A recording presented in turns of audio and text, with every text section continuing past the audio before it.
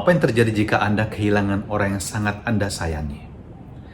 Banyak orang mengalami kepedihan yang sangat dalam, a deep grief. Ada orang yang mengalami juga keputusasaan karena memandang masa depan nampak begitu kabur. Ada juga orang yang mengalami kekecewaan luar biasa dan mulai marah pada semua orang, mempersalahkan semua orang, mempersalahkan dokter, mempersalahkan keluarga yang tidak merawat, dan bahkan mempersalahkan Tuhan. Kita tidak bisa mengadili orang seperti ini kalau kita menempatkan diri kita pada situasi orang tersebut. Yang paling mungkin adalah kita memiliki deep empathy, empati yang dalam. Dan pada diri orang-orang yang mengalami situasi yang sulit ini, pesan bacaan pertama dari kitab Kejadian mungkin akan sangat berguna untuk kita. Dikisahkan dalam kitab Kejadian hari ini bahwa Abraham kehilangan istrinya Sarah yang telah berusia 127 tahun.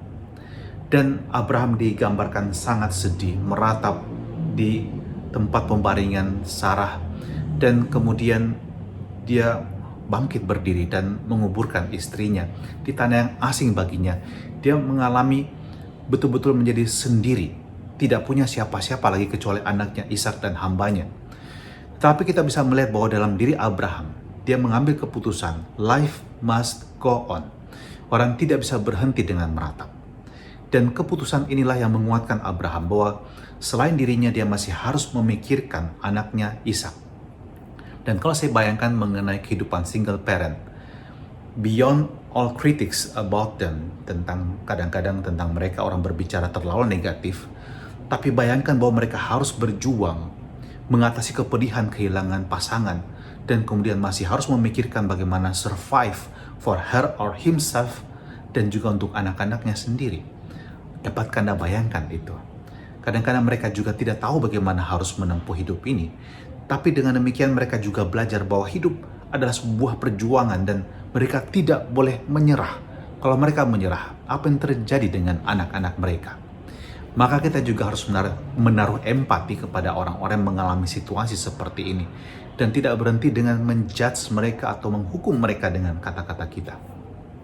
Yang kedua adalah bahwa Abraham juga mempersiapkan sesuatu untuk masa depan anaknya, dan bagi Abraham tidak ada kata mundur.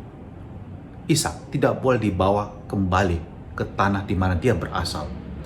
Ishak juga harus berjuang ke masa depan, dan pada diri Ishak Allah percaya janji Allah padanya akan terpenuhi.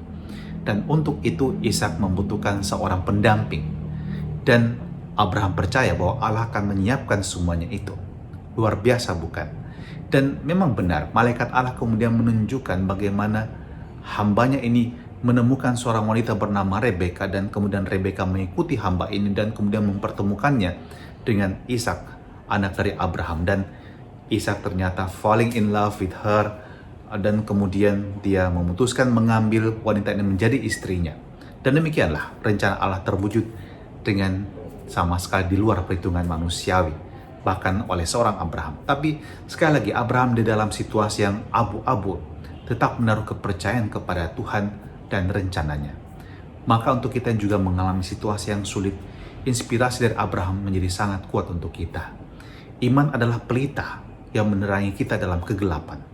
Iman adalah penyangga hidup kita saat kita mungkin goyah dan mengalami ketidakpastian hidup.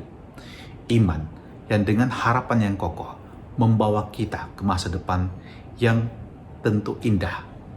Walaupun mungkin susah kita bayangkan, sebab jalan Allah bukan jalan kita. Cara berpikir Allah kadang-kadang tidak dapat kita pahami. Tapi demikianlah. Dan semoga pengalaman Abraham menjadi kekuatan bagi Anda juga, agar jangan berputus asa dan tinggal dalam kesedihan, dalam kekecewaan dan kemarahan. Tetapi hiduplah di dalam damai dan sukacita dan optimisme akan masa depan.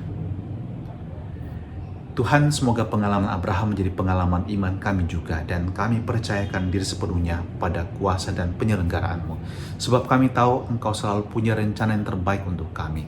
Dan berkatilah kami semua dengan berkat-Mu yang Maha Kuasa, dalam nama Bapa dan Putra dan Roh Kudus. Amin.